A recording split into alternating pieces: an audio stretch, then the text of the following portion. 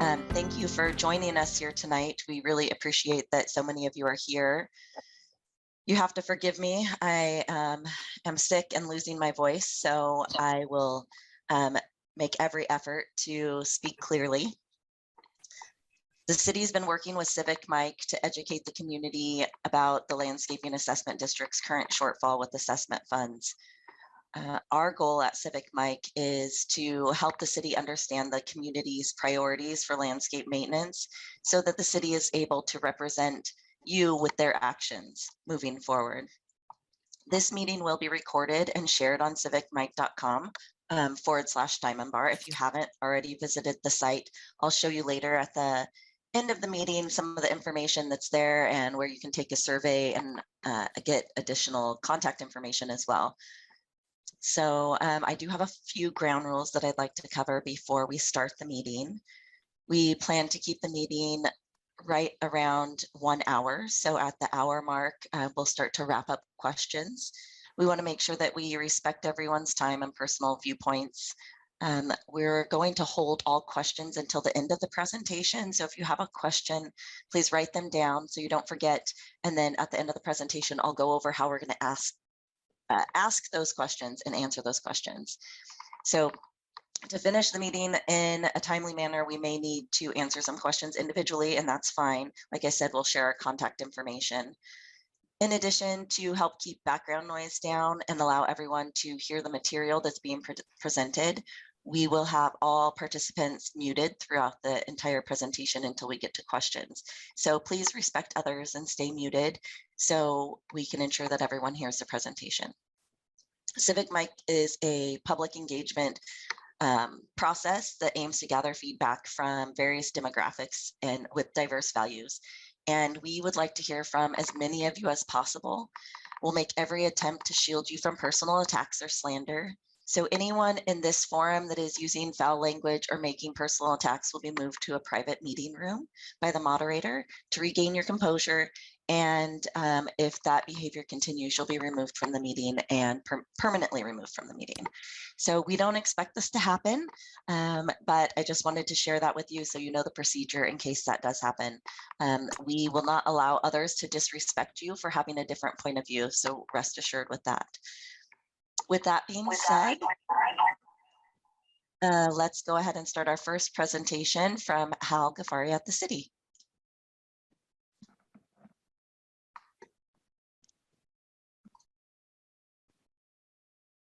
Okay, thank you, Danielle.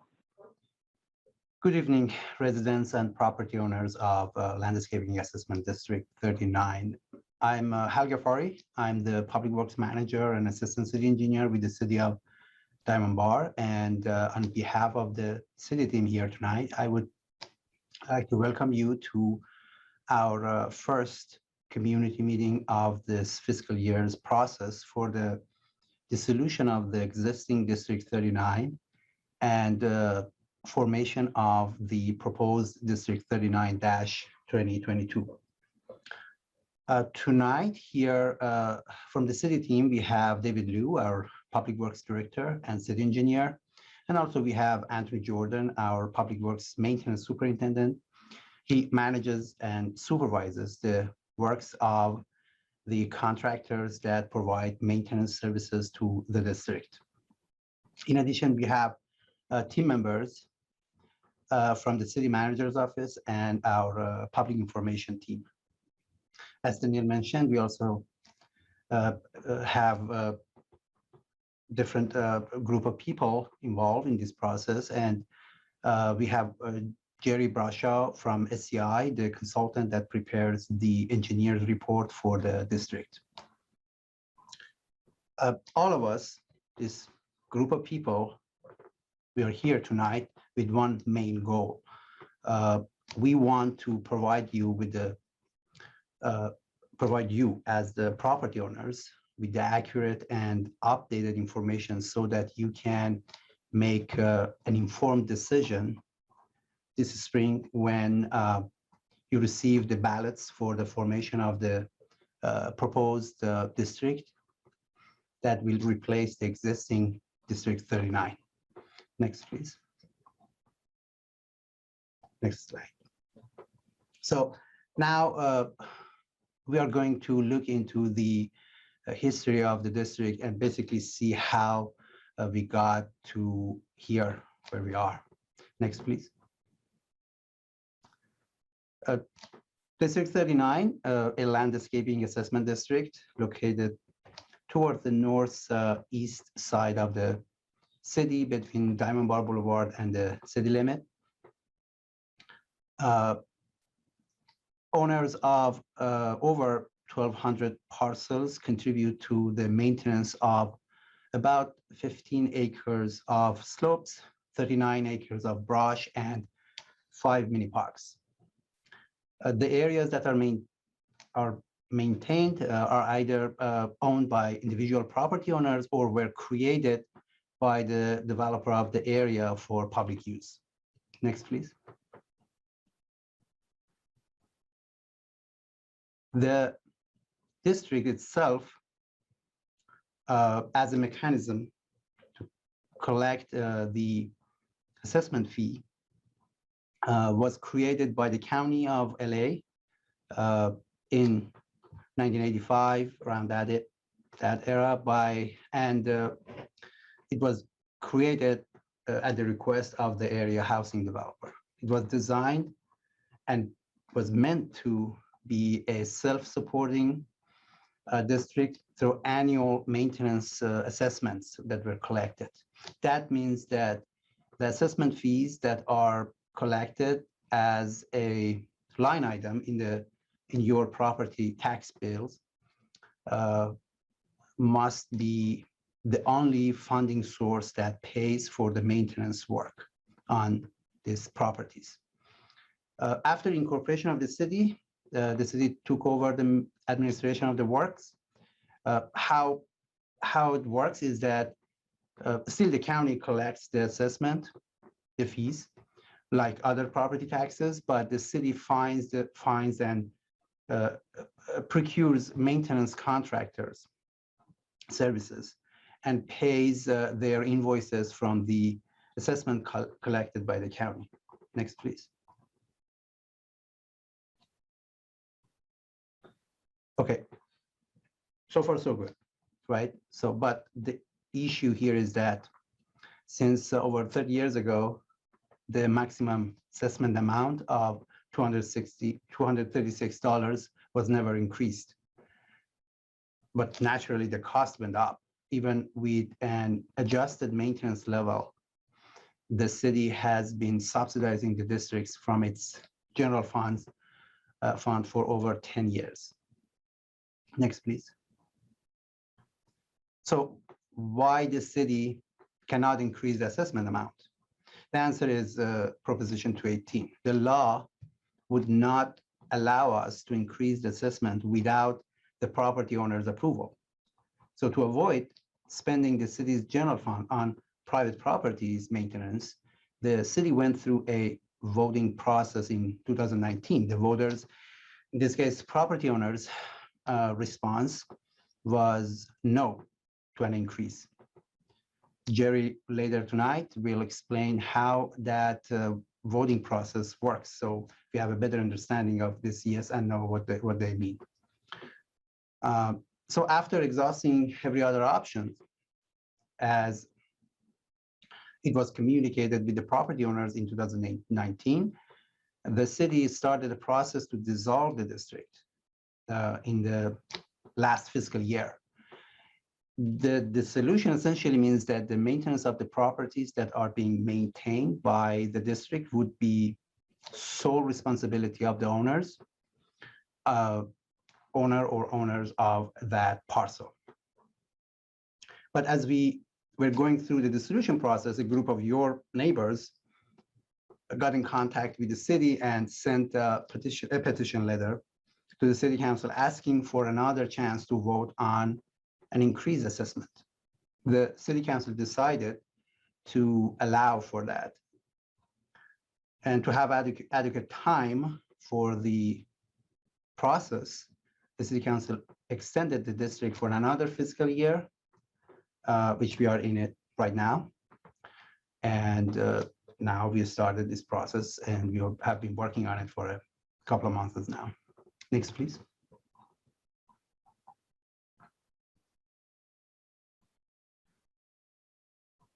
So what's happening this year? What's the process this year or this fiscal year?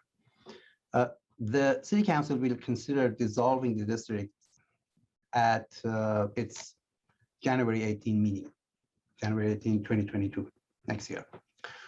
That means after July 1st, 2022, District 39 will not exist anymore. In late January, you will receive ballots to vote on the proposed district, District 39, 2022. This proposed district is essentially the same as the currently existing District 39 with a new, somewhat higher annual assessment fee. The ballots will need to be returned before or on March 15, 2022. And that night, on March 15, our consultant will count the votes. If the majority of the voters say yes, the new District 39, 2022 will take over the maintenance work of these areas. If the majority say no, each individual property owner will be responsible for their landscape maintenance beginning July 1st, because we need to keep in mind that District 39, if dissolved at January 18 meeting, will cease to exist. So without a replacement district, property owners have to take care of it. Next, please. So here I'm going to answer some of the questions that we received from you in the survey that Danielle and her team implemented recently. First question is, why can't the city use general funds to maintain these properties at the level intended by the developer? General funds are generally everybody's money. Like everybody in this city, all the residents of the city have a share in this money, in these funds, technically. And it's meant to be spent on the services that benefits the public. These properties are, mostly all of them, are private properties. And the plan when the district was created was that they will be supported by the taxes or the assessment that's being collected from the property owners in those neighborhoods. So you can't spend everybody's money on somebody's properties. That's the bottom line. Where can the annual budget for the district be found? The city posts its budget every year on its website. Right now, you can go see our budget for this year, this current fiscal year, and the years before that. And there is a page dedicated to this district, and you can see the details of the budget. And also during the process that we have every year for these districts, this budget is being discussed and is provided in the engineer's report. That document is basically the master document for the district, and you can find budget and beyond that in that document. That also is posted on the city's website. How can the residents provide feedback on the maintenance and budget items on an annual basis? Again, we have this annual process. If the district, the proposed district is adopted, is approved by the voters this year, every year from now, we are going to have this process of going through adopting resolutions to basically recreate this district. There is not going to be voting because the voting process has been done already, but we are going to have a three-step process. And as part of that, we are going to have a public hearing for the district every year. So public hearings means that you can contribute and you can talk about your expectations. You can look at the budget, you can look at the services that's provided and voice your expectations and your concerns, and or you see something good, you can basically talk about that. And at the same time, the city year round, we have this feedback form online on our website. You can go on there and provide your feedback. You can select the correct categories, and it's going to be routed to the person that or people that are responsible for that kind of question or that kind of concern that you have. This is not limited to the districts. You can basically do it on every service the city provides, but the districts are also, it can be used for the districts as well. Where can the property owners find the maintenance schedule? The maintenance schedule is going to be available on the website that CivicMic created, if you want to see it for this year. Obviously, maintenance schedule is something that it can change from year to year because of because we are dealing with the natural environment in some cases, or with trees and with plants. From time to time, we probably have to make some adjustment to it. But we will make sure that that information is available on our website and city's website as well every year. Basically, these are the questions the most frequent questions that we received on the surveys. And this is my presentation. We will answer the questions you may have, other questions you may have after Jerry's presentation, which is the next one after me. And till then, let's listen to Jerry. Thank you for your time. Back to you, Daniel. Thank you, Hal, for that. For those that joined the meeting a little bit late, we're going to hold all questions until the end. So I know someone raised their hand and I lowered it for you. I'm sorry about that, but we're going to wait until the end of the presentations, and then we'll go ahead and discuss how we're going to take questions. Once again, thank you, Hal. Now, Jerry Bradshaw from SCI will discuss project funding details. Jerry?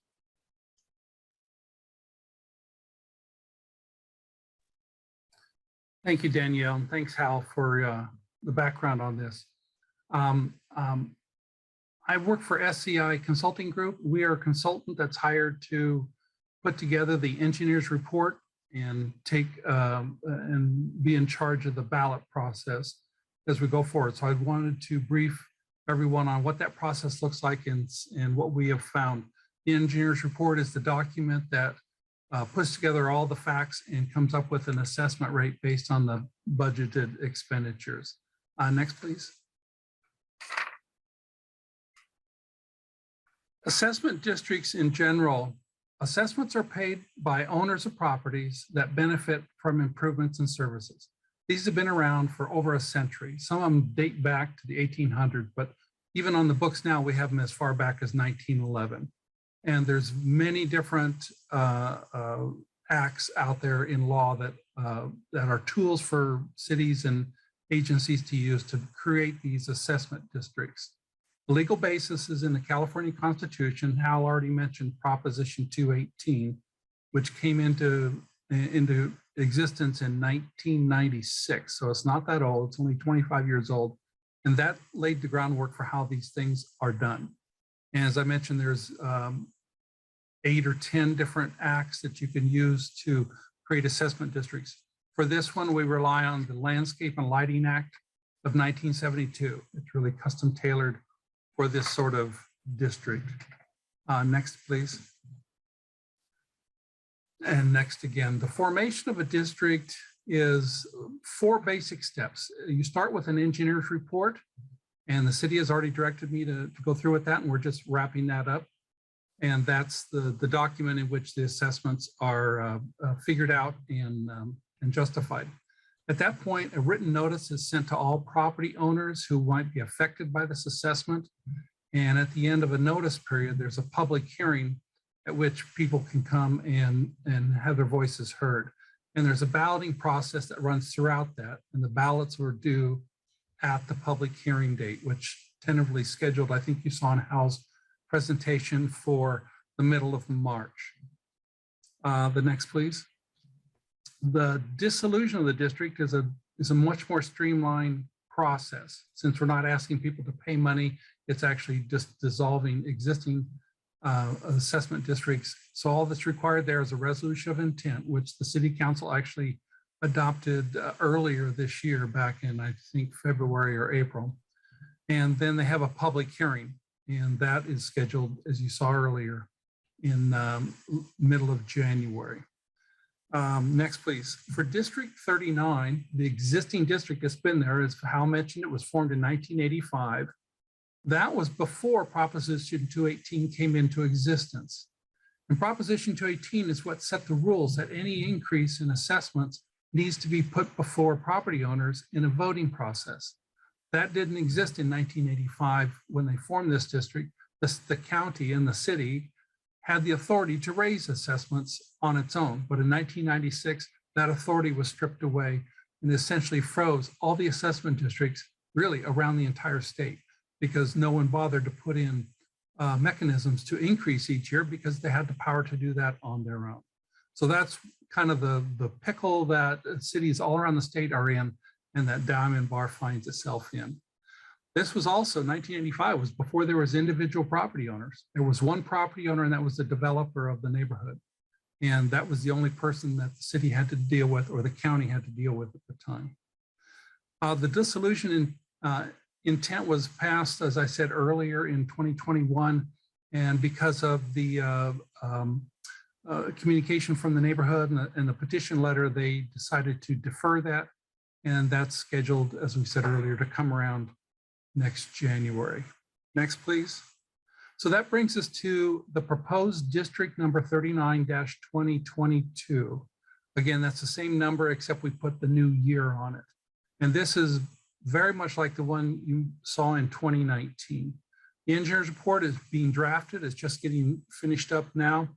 And the Proposition 218 process, which is the notice and the balloting, is tentatively scheduled for early 2022. We're going to kick it off in late January and wrap it up in March. Next, please. This is the ballot packet. These are examples of documents that you will get in the mail. That big, ugly red stripe envelope down in the lower right-hand corner is what you'll see in your mailbox. And it'll have the City of Diamond Bar logo on it. And it informs people that this is an official ballot process. When you open it up, you'll have a little return envelope, an information guide, and then a ballot. And you can mark the ballot, put it in the return envelope, and mail it back. Or you can put it in the envelope and bring it by City Hall and drop it off in person. That's what you can expect to see in the mail in the end of January.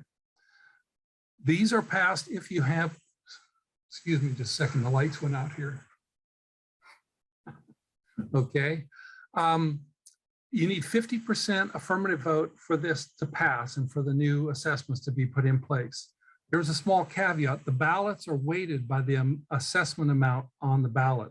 So people who pay more, their vote counts a little more, although there's not much difference between the assessment rates throughout the district. So that doesn't come into play in any large fashion. Next, please. These assessments are for services, and those services cost money. So on the right, you see the map of the district, and these colored areas show where work gets done on a routine basis. For instance, the brown areas is where they clear brush every year. The blue patches are the 5 mini parks, and so on and so forth. So you have slope areas, trail areas. You can see there's a lot of areas in this district that require a lot of maintenance. The budget, you can see the tentative budget on the left. We broke it into 3 areas. The staff salaries from the city are just a very small part of this. Most of the money goes to services for contractors to come in and do tree work, brush clearing, and so forth. And then they have a section of the budget set aside for improvements and a reserve fund to cover for contingencies in the future. So that's a real brief look at the budget and the services that this district will continue to provide if it's passed. Next, please. I want to talk a little bit about benefits because it's in a benefit assessment district. So benefit is really the key word here. And that's the metric we use. That's how we decide how much each property pays on a relative basis, is by how much benefit they get from these things. There's 2 kinds of benefits: special benefit, which is the basis of the assessments. And those are benefits that accrue to the individual properties. And then there's another type of benefit that was really focused on in Prop 218, and that's general benefit. And we cannot assess that to the property owners inside the district. the cost of the general benefit has to come from some other source. And in this case, it's the city's general fund. So that's benefit that these improvements give to like properties outside the district or the public at large that might come in and walk on the trails and so forth. So we have to quantify those and calculate those, and those cannot be added into your assessments. Next click, please. We also break the benefits down into how close you live to the improvements and whether you have access. Views are a benefit that come from landscaping typically. It's also the parks and the trails are an extension of the outdoor area because backyards just aren't as big as they used to be. These also provide safety and security. And last but not least is the creation of the lots. These lots were created based on the condition that this assessment district was formed back in 1985. So the fact that the lots even exist owes a lot to the benefit received from these assessments. Next, please. One last thing on benefit is we looked at the different areas of the district to see if some areas benefit more from these improvements than other areas. We found some slight differences. We have 3 zones that we created. Zone A is in the south end, south of Grand Boulevard, and it is has a few more improvements and maintenance areas around there for the number of homes there. So they're a little closer and have better benefits than the people up in Zone B, where the improvements are spread out a bit more. And at the north end in Zone C, they're even a little bit more spread out. So there's not a big difference, but there is a slight variation in rates based on where you are. And speaking of rates, with the next click, these are the preliminary rates that we've come up with. And these are amounts per year. They're not monthly rates, those are annual rates. They range from $470 up to about a little over $500 per year, which works out to about $40 per month if you want to calculate it on a monthly basis. And you see at the bottom the existing rate that Hal mentioned earlier at $236. Next. That wraps up my presentation on the engineer's report that will come out shortly. And with that, I think I'll hand it back to Danielle for any further discussion or questions. Yes, thank you so much, Jerry. That was a lot of great information, very useful. Like we said at the beginning, this presentation will be recorded and released on CivicMic.com. So if you want to go back and listen to anything or have questions, please visit the website. This is how you can get involved. If you haven't already been there, there's tons of useful information. The engineer's report that Jerry's currently working on for this upcoming proposed assessment district will be added to the website as soon as it's ready. Next slide. So this is what the landing page of the website looks like. We just have the link there at the top so you can see. Once you get to the landing page, you'll see general information about what we're doing, what this is, what the process looks like as far as the dissolution of the original district and the potential formation of a new district. Next slide. When you get to that main page, if you scroll down to the bottom, this is where you can subscribe to receive any updates that we provide on the website. So the engineer's report that Jerry spoke of, once that's ready and we post it to our website, if you are a subscriber on the website, you'll get an email letting you know that that post has been added to the website. So if you'd like to stay on top of all the information that we're sharing, go ahead and come here and subscribe. We do not share your information with anyone outside of this process. Next slide. If you have not taken the survey, please do so also on the website. Many of you have, but we'd like to hear from as many of you as possible. So please visit the website, take it. We will be sending out another survey later on in this process, and we will be having an additional community meeting, but we'd like to gather as much information from you now at this point so we can have any discussions we need to have before the engineer's report is finalized for the proposed assessment district. Next slide. This is a link to what the survey looks like. Right there, the green box is where you can click to take the survey. Also on the main landing page. There's a lot of information on the main landing page and also information once you scroll to the bottom in the data center and various locations. Next slide. So these are the survey results that we'd like to share with you from the individuals who did take the survey. We asked if you were aware of the services that the district provides, and it's a very overwhelming response that yes, most of you who took the survey were aware of the district's services. So that's really important because a lot of times we have to spend a good portion of time educating the community on what those services are. Next slide. We also asked if you were previously aware of the city's intent to dissolve the district, and many of you said yes. There is just under 25% that was unaware of that. So we're hoping that they're here tonight. If you talk to your neighbors and they don't know what's going on, they're asking questions, please direct them to one of us. We'll share our contact information as well at the end of the presentation, or to the website. They can find our contact information there. We want to make sure that when people receive the ballots in the mail, they have all the information they need to make an educated decision on if they should cast their ballot in favor of the proposed assessment district. Next slide. We asked if you supported the current landscaping improvements and maintenance funded by the district, and still with a pretty good response rate of over 75% of you agree or strongly agree that you do support those improvements. Next slide. And you also agree that you believe it's important that the city provides those maintenance and improvements in the area. So that's even a higher amount even there, up into the 80%. Next slide. This is where then my eyes shift down to the strongly disagree, because then the question is, if you support the maintenance and services and you believe that they should be in place, the next following question is if you support a increased assessment amount to fund those. And the numbers shift down a little bit here, but still with over 70% saying that yes, you do support that. So this is where the numbers are now.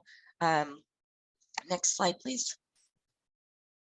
We will be working, we have been working with some individuals that I see on this call, and we would like to work with more of you. So if you're interested in sharing information with your neighbors, if you're interested in having a yard sign, or just gathering feedback in any form, please reach out to me. You can email me at dwood, those of you that are on the phone, dwood, D-W-O-O-D, at civicmic.com. That's C-I-V-I-C, mic like microphone, mic.com. And we will be scheduling a working group meeting coming up here in this few weeks. We're going to try and squeeze that in before the next holiday break here. And we'd love to share information, get any questions that you have answered, so we can share that out on the website and work with the city to just provide as much information as you need to feel comfortable in making your decision. Next slide. Here is also some contact information if you would prefer to call. Our number is 1-800-676-7516. And I have our mailing address on here as well. I'll give it to you for those on the phone, but you can find it all on civicmic.com. That's 32605 Temecula Parkway, Suite 100, Temecula, California, 92592. Takes a little longer to respond, but feel free to go ahead and mail us something if you have requests that way as well. So once you get to the CivicMic website, you'll be able to scroll down when the new engineer's report is complete. You'll be able to scroll down to your property and click on your individual parcel and see what the proposed assessment is. I know you can see that in the map, but in case you have any questions about that, you can always go back and find it there on our website as well.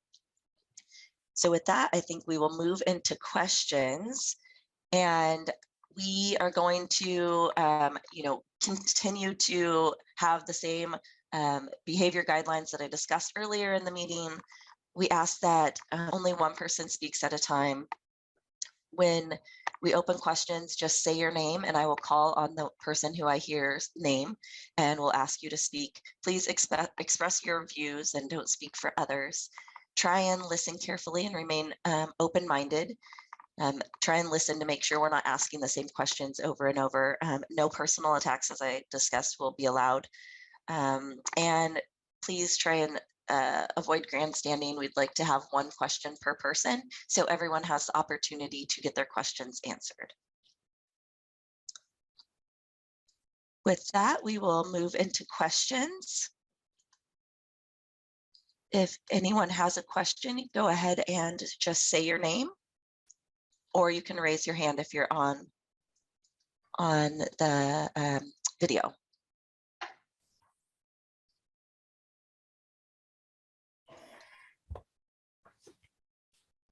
Francis Cheng, go ahead. You mentioned, thank you. Since you mentioned only one question each time, so I would like to get you guys' attention that quite a few people couldn't understand last couple of meetings, Zoom meetings, or the virtual meetings here, because you guys talk, which is normal to me, normal speed, but a lot of Chinese ethnic groups or Korean ethnic groups, friends of mine who happen to reside in this DAP 39 areas, they just show less and less interest. So I would recommend you guys put language service or real-time interpretation service so they can understand. That way they can get involved. They can also, just like the presidential, election ballots, you can feel free to print Chinese characters or Korean characters or Vietnamese characters to draw more people to be involved in this whole project. That's all I wanted to say at this time. Thank you very much for that feedback. We did offer the opportunity to provide resources in 2 different languages. I believe we did Cantonese and Spanish, and we didn't have anyone request that. But we really appreciate your feedback. And if you do speak with some of your neighbors who are interested in getting more information in another language, please have them reach out to us, and we can definitely. Yes, I do. My immediate neighbors, definitely. they don't understand maybe half of what the meetings were about back in April or May earlier this year, and then again I think July or August. So correct me if I'm wrong, but they just show less and less interest, and for those people that my neighbors, I don't see them logging on today at all. So that's a pity. So Francis, if you could, I'm sorry I misspoke. We provided it in Mandarin, Korean, and Spanish. If you could reach out to me so I could get in contact with you. If you could write down my number and give me a call, I'd love to talk with you more about this. Okay, So my number is 1-800-676-7516. Yeah, someone just left in the chat message Yes. here. So yes, I'll be happy to. Perfect. Thank you. Sure. Any other questions? My name is Joanne Turnbull. Hi, Joanne. And hi. My question is, if this fails, which I'm kind of figuring it's going to happen again, those property owners who do not have access to these areas that will need to be maintained, will the city or somebody be providing us with a key to the locked gates that cover the Edison easement, for example? That's behind my house. Part of it's my property, but I have no access to it, which is the same way for many other of my neighbors. AJ, is that something that you can answer for us? Yes, I can. The locks that they're talking about are adjacent to Edison easements. There is one lock on each of those gates. However, the area spans several properties. So if there is dissolution, most likely we'll just remove the locks that are there so that all the residents could access through that easement. The other way to access it would be directly from your property, although that would be a bit more challenging is that in most cases, there are slopes that will either lead down or up into those common areas. But we will look at providing access to the residents by removing the gates, rather the locks that are there. And I mean, there's a possibility that we could also change the locks to currently city locks and put a universal lock there with the combination so that the residents can get in that way. We can certainly create a workaround. Thank you very much. Thank you. Any other questions? Marianne? Yes, thank you. The meeting's been very informational. And I'm wondering if your company or the city, if we could put signs so that people would be aware that which properties are involved. Because like I know my slope is involved. And when I went to talk to some neighbors that were looking at the slope, they had no idea what I was talking about. So if these people knew that, oh, this can change and this dirt can, go all over the sidewalk if it's not watered or maintained correctly. And there's many areas in this area, as they were saying, that people just don't know that this is what these funds would help support, like near the community center that faces the gorgeous community center where people are going to go for weddings, but yet there's 2 or 3 corners involved. And even on Longview and Grand, they're beautiful. The city just made them gorgeous in the last 2 years. And those would maybe not get maintained properly because we really don't know how to take care of our hills. We haven't been doing that.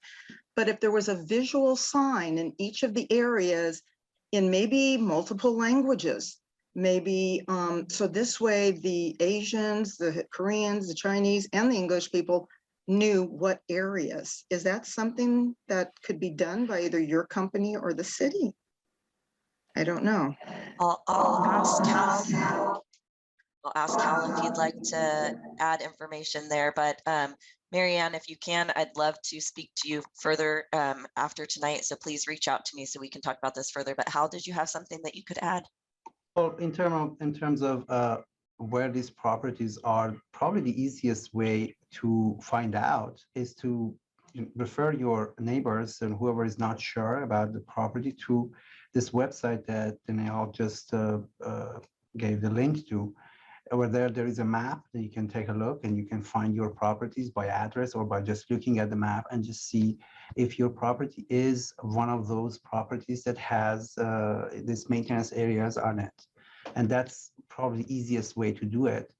Eventually, if the property goes, if the district is dissolved and no new district will be formed, there will be ways to inform these residents. Definitely, we are going to send a notice to these residents that your property won't be maintained anymore, and that way they're going to have the information. Putting signs on the properties, it's not something that we are considering right now because, first of all, there are many properties. Second, it's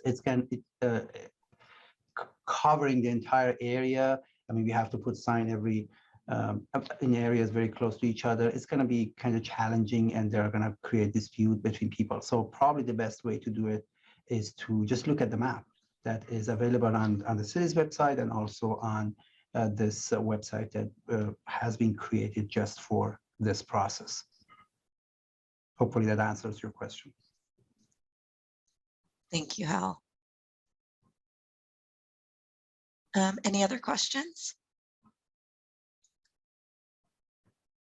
Kathy? You're on mute. Bottom left-hand corner is how you unmute the microphone button.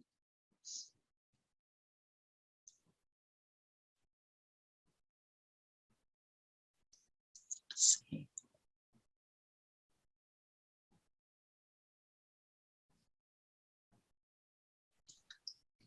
I'll ask you to unmute. There should be a pop-up on your screen that would allow you to unmute that way. Yeah, okay. There you go. Can you hear me now? Yes. Okay.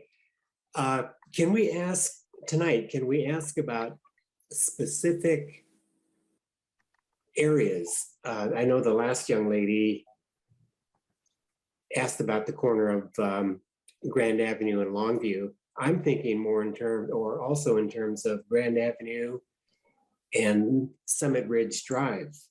I was once told that each of the 4 corners are actually owned, maybe 3 of the 4 corners are actually owned by private citizens, and that they would be responsible for maintaining those corners, those corner areas, if the area is dissolved. So again, are we allowed to ask about specific properties tonight? Sure.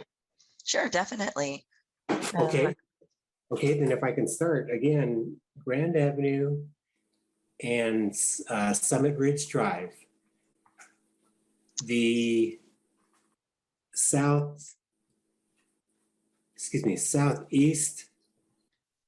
and northeast corners appear to be like common areas, common properties. And even the southwest corner also appears to be a common area. Nobody, anyway, those 3 corners at that intersection, are they owned by specific people other than the city? And if so, would those owners of those properties be responsible for maintaining the properties? If anybody is unclear of what I'm talking about or the area that I'm talking about, the one corner that I did not mention, is the corner with the, let's call it the cougar, the statue of the cougar on it. And that would be the northwest corner by the park. So I hope I haven't confused anybody and everybody, but again, I'm just wondering who's going to be responsible for those areas, those corners. Okay, thank you. Hal or AJ, is that something you can answer? Yes, this is AJ. I can answer that. As the gentleman mentioned, the northwest corner is actually part of Summit Ridge Park. It is currently maintained by the city, and it will continue to be maintained by the city. The southeast corner and the northeast corners, those areas are owned by the adjacent property owners. And if the district dissolves, the responsibility for maintenance there would fall on those 2 individual property owners. The parcel on the southwest corner is owned by a developer whose name escapes me, and maintenance responsibilities for that area would fall on that respective property owner. Thank you for that information. It's very helpful. You're welcome. Thank you, AJ. Any other questions?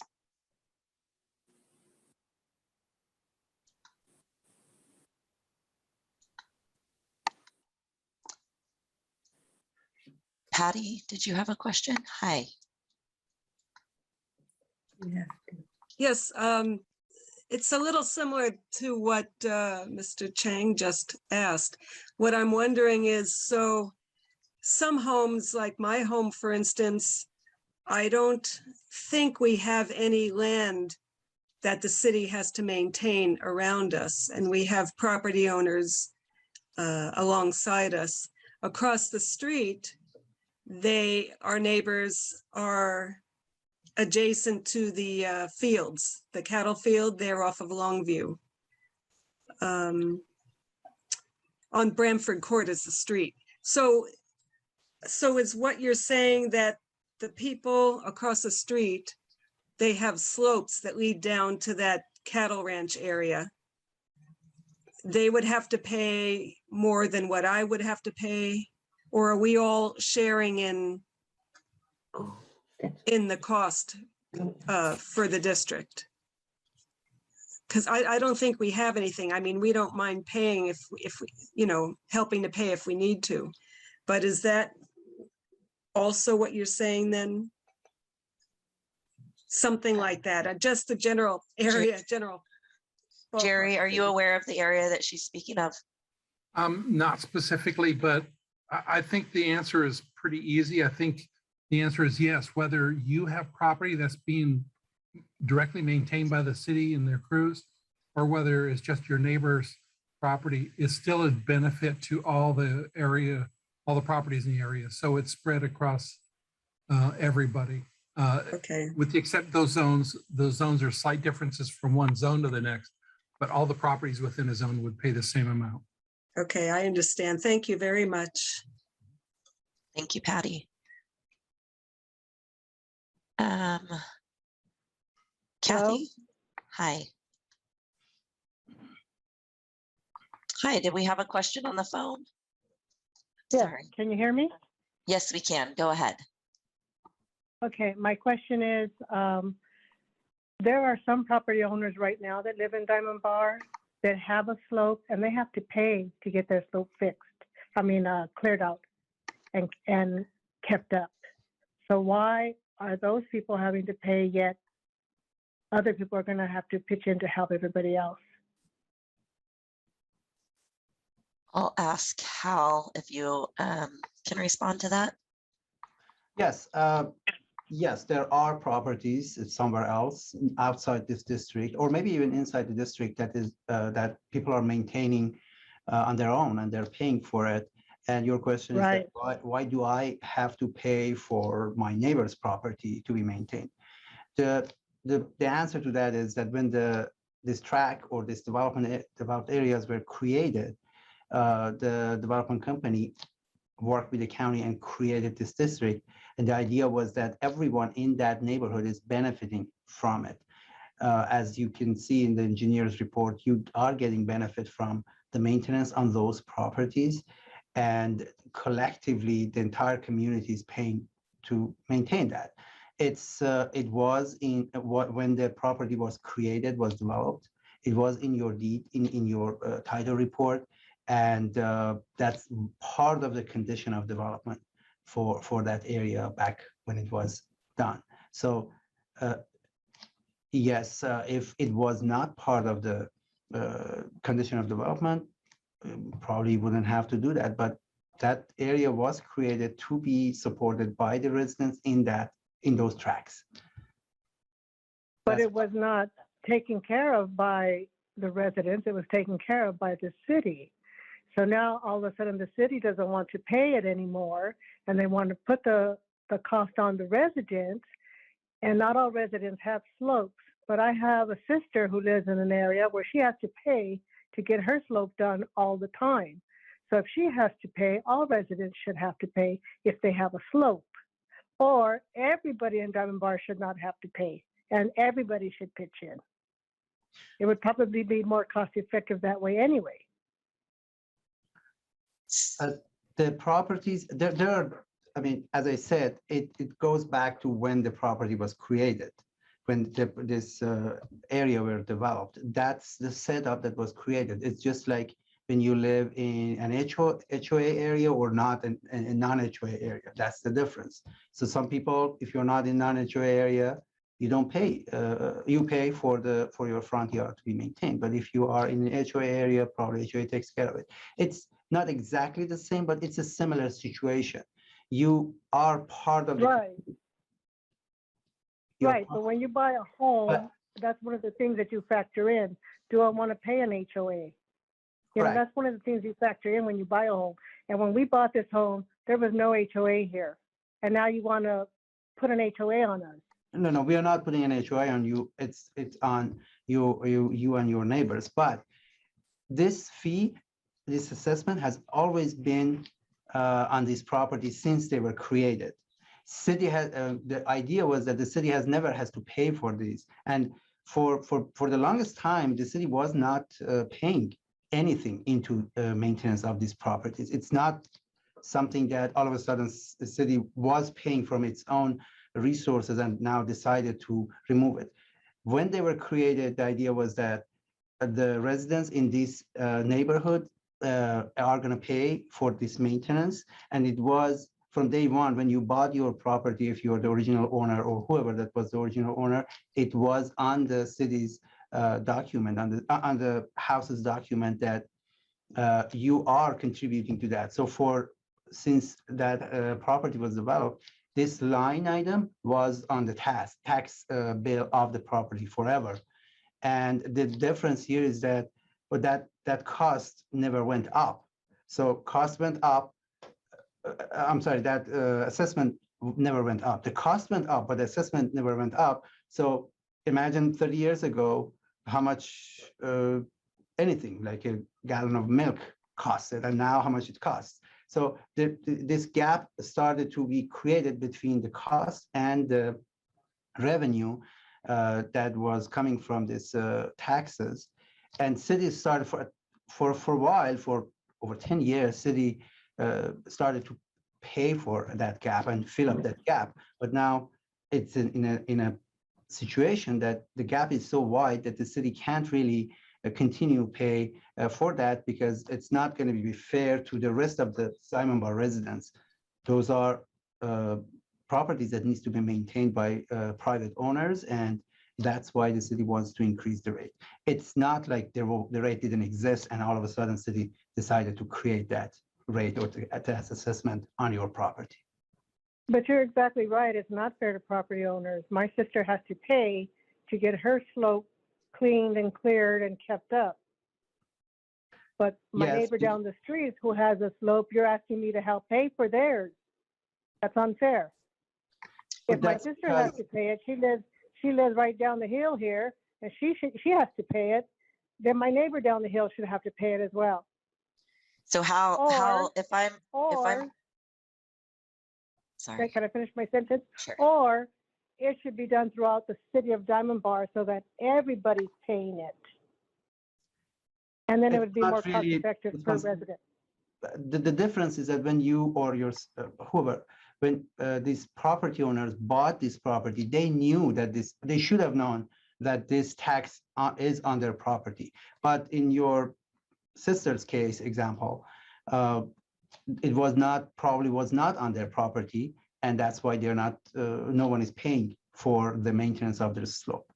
You know, when you bought this property, it came with this tax. So Hal, if I'm hearing you correctly, this was when the developer developed this community, it was a condition of approval that they said they're going to have this assessment in the community to pay for the improvements.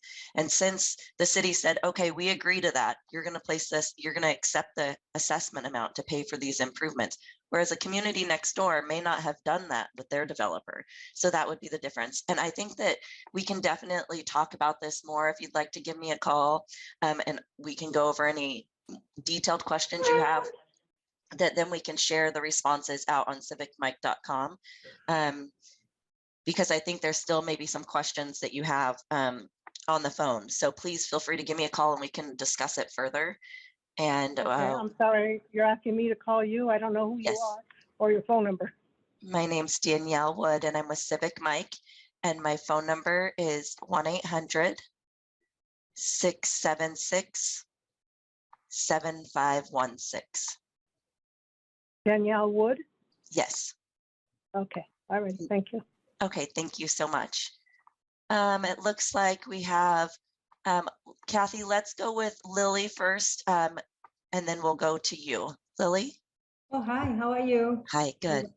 Yeah, so yeah, I think I'm agree with the city to raise the assessment, and we are, as a resident of the District 39, I think we need to see like bigger picture, because I think city is, instead of like we are keep talking about who has more land, less land, I mean city will taking care to keep our community nice, and including I think some of the pocket land that belongs to no one, and some of the park that every homeowner could enjoy, and that will be keep our value up as a homeowner. So I think it's a good thing, and I really support it. So hope the resident could see bigger picture. I mean, don't say like, okay, you have more land, I have less land. I mean, you know, you enjoy the park, you enjoy the community, everything looks nice, and the property value will be keeping up for our city. I mean, that's really the most important thing that we need to think about it. And I support the city to to do whatever to make it happen, to make it our community nice. Yeah.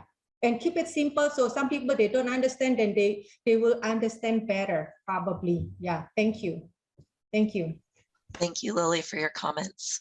We appreciate that. Kathy, did you have another question? Or Kathy's iPad?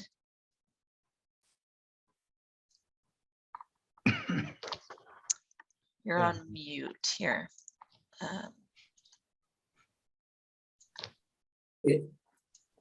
There you go. Can you hear me now? Yes. Okay, it's David again. And I support everything that Lily, the last speaker, just said. I totally agree with everything she says. The whole city is going to benefit. But my next question, because I haven't heard anybody speak on this yet, and I know at some of the previous meetings there were a few people. Okay, I live on Summit Ridge Drive. My first question was about the corner, Grand and Summit Ridge. Next question, though, go in the other direction. Brecken and Hal Jordan, or Anthony Jordan, you may know this, and even Hal would. On Summit Ridge Drive between Breckenridge and I think it's Thunder Trail, on the west side of Summit Ridge Drive. It's all slope, and historically, the city has maintained that slope. The people who live on Breckenridge, on the east side of Breckenridge, I believe that most of those residents have always thought that they had no ownership rights to the slope until one of the previous meetings. And now, and at that meeting, they were informed that with the dissolution, they would take ownership of that slope. And so if the dissolution occurs, then all of these residents on Breckenridge, with their backyards having that slope that now they're going to own, which before they didn't think they did own, they're going to have to form like a homeowners association to maintain that slope. And again, we're talking from Thunder Trail back to Breckenridge. Can you guys give those people some guidance on how best to form that homeowners association? I hope that makes a little bit of sense to you. Or anyone with this kind of problem. Hal, is that something you can answer? Creating a homeowner association, the city can, first of all, it's something that the residents have to come to a conclusion and work with each other and create that. Probably, yes, it makes sense to create that homeowner association, especially that the irrigation system and other maintenances in this area is all connected to each other, and it's going to make it much more efficient for those residents. The city can provide the information about what's in there, what kind of irrigation system we have, what kind of improvement we have, and also the type of maintenance that we, services that we provide, and what needs to be done, basically. So, but the fact that the residents have to start working with each other and create that HOA, the city really cannot create an HOA or force the residents to contribute.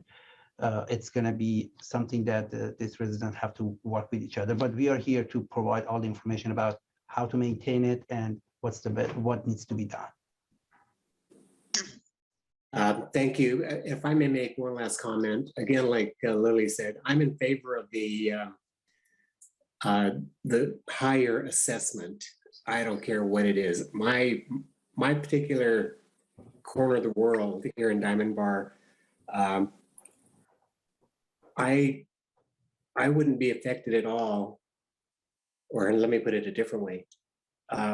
Anything that I pay right now, I don't get any personal benefit from the views across the street from me or anything. But I do feel that the dollars that I give you guys every year, that's $240 some odd dollars, it goes to keeping the whole city of Diamond Bar beautiful. And that's what I'm hoping for. I've lived here since 1986. I love it. My wife loves it. Our dogs love it. And, we'll do whatever it takes. In other words, count me in. I'm on your side. Thank you for allowing me to speak. Thank you. Eric, you have your hand raised? You hear me? Yes. Okay, very good. Well, our family's been a resident here for 23 years. We love Diamond Bar. Part of the, I think the charm of Diamond Bar is these open areas where, we're very fortunate to enjoy. But anyways, to my point, I don't feel, I'm not confident that people are going to vote for this. I think most people don't see the benefit, unfortunately, of these open areas we have. So I think there's about 1,249 properties that are involved with these easements or slopes. Is there any way that maybe Diamond Bar could help us?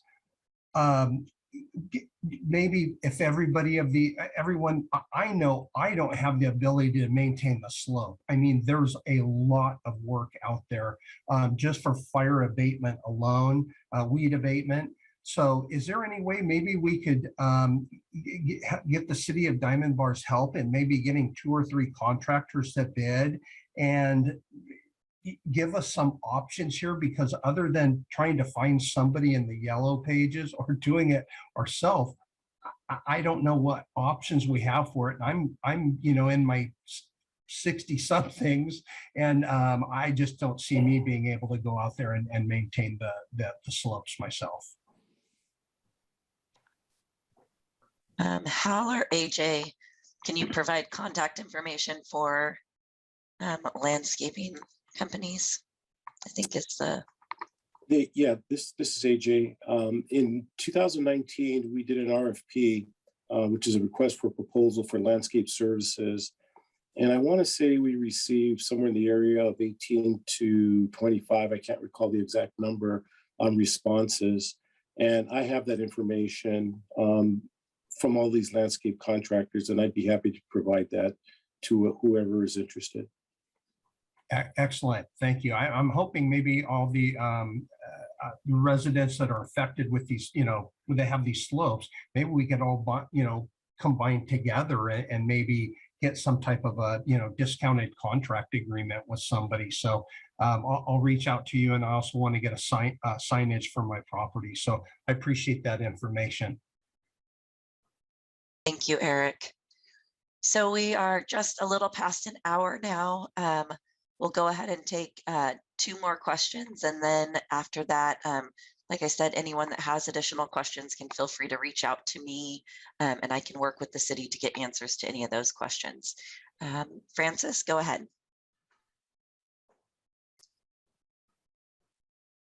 Hi, I don't disagree with what Lily and I think it's Joe mentioned earlier. This whole city benefited the community, enjoyed the rise of the property value. We loved it. Okay, but let me give you one simple incident. Just 2 weeks ago, Jason Williams, who works for Anthony Jordan, came to the the hill of my house. I live on Breckenridge, by the way. Look at a broken branch fell off on 2 of the pepper trees. And that 2 pepper trees were part of the 4 pepper trees planted by the city earlier this year after Anthony Jordan came to my house and looked at it and planted the trees. So that huge broken branch crushed 2 of the pepper trees. And Jason Williams was nice to call me saying that he was out there, look at the trees, and he will have contractors come out. And they did come out yesterday, but whoever came out did not fix the 2 pepper trees that's been pressed or crushed. And so that same day when Jason Williams called, I asked him, hey, are you guys going to replace or replant the pepper trees? He said, there's no inventory. He said that the 4 pepper trees weren't even in his inventory. So he cannot do anything. He needs to check with Anthony Jordan. So my question is this. And I also back up a little bit. I asked Jason Williams, can you have the contractor contact me when when they come out? So I want to show them which branch was going to fall or break pretty soon here. He said, no, that's because the nature of the trees supposed to fall. If it falls, it falls. And if it crashes to my rails, and then it crashed. I said, don't you do the preventative measures or take possible measures to prevent it from? He said, no, because that's the trees. If after the windy weather, the trees falls. I did mention to Anthony Jordan earlier this year or end of last year when he visited my house, I said one of the bigger branches fell to my rail, the guardrail, 2-3 years ago, and broke one of the 2 of the guardrails poles. And of course, I had no intention to file damage, but from what Jason Williams has said, what I take from this gentleman was that a city just take care what's been already fallen or broken on the property. If it's damaged to our property, we just need to file.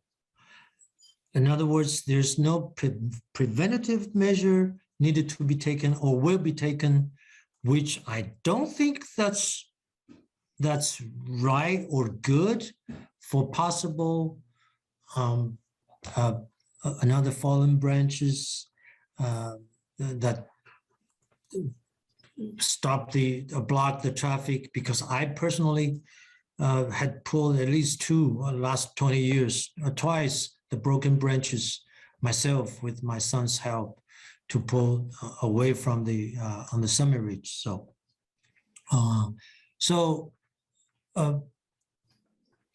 what I'm trying to say is just, I personally don't mind maintaining or help maintaining the slope, the hill on the back of my house.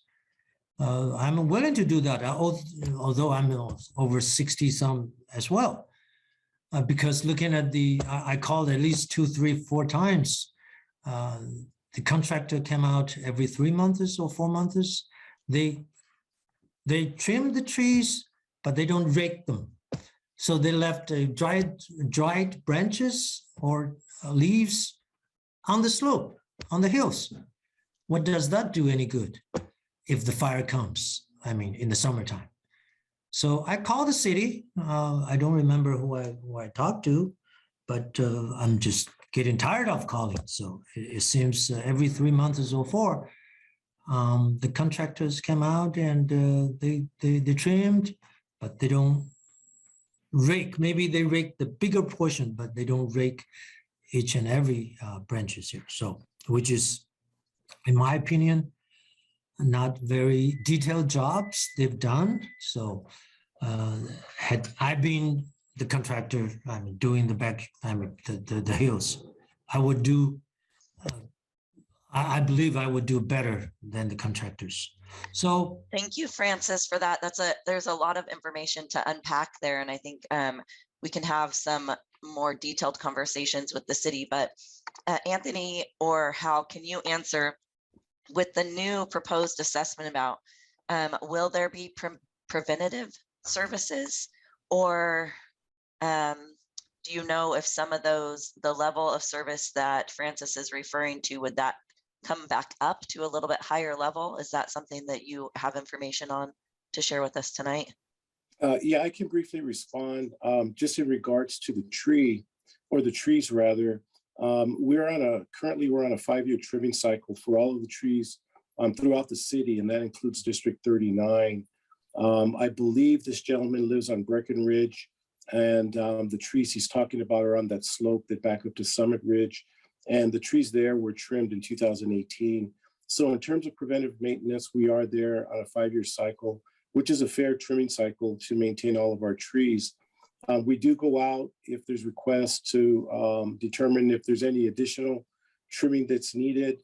But given our limited resources, we kind of have to take that into consideration if we attempt to trim trees any more frequently than 5 years. But to that extent, or rather, the 5-year trim cycle is what we would consider preventative maintenance. And again, we would respond to any specific requests. The gentleman could reach out to our Public Works Department, and I can go out and provide some additional information once I've had the opportunity to review and inspect the site, if you would like. Okay, thank you for that, AJ. Mimi, I think you'll be Mimi's iPad at least will be the last question for the night. We do want to answer everyone's questions, but we see some people are falling off, and we want to make sure that everyone has the opportunity to hear the same responses. So if there's more questions after this last one, please reach out to us. We'll get the answers and post them on CivicMic.com /Diamond Bar so everyone can see those responses. Go ahead, Mimi's iPad. Thank you. So Yeah. I'll finally have a chance. Oh my God, I got stuck in the traffic. But anyway, I'm so glad because I just parked and I listened to everybody's, okay? We can do it, all right? For those people who want to do, we as a community can do it together. We need to keep the Diamond Bar City a beautiful city, all right? Just let the, just like I have to ask Lily to talk on my behalf. Look at the common ground for everybody. We're gonna get it together. So the best thing to do is if we can form the group, I would love to do that, and some other stuff. We will do it. We will support the city. There's so many space and places out there that doesn't belong to anybody. We don't know who they are. We need to keep it safe.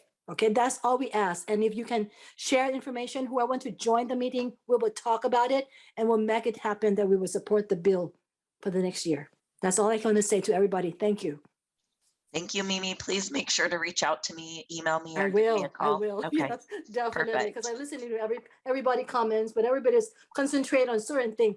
Look at the big picture, not just your home, the city and the neighborhood. Thank you so much for that. We want to thank everyone tonight for coming and joining us, asking questions, a lot of really great questions. Like I said, the city is very interested in sharing information with all of you, so you can make an educated decision when you cast your ballot. If you need my information, again, it's on CivicMic.com, and we really appreciate you spending your evening with us. So thank you so much.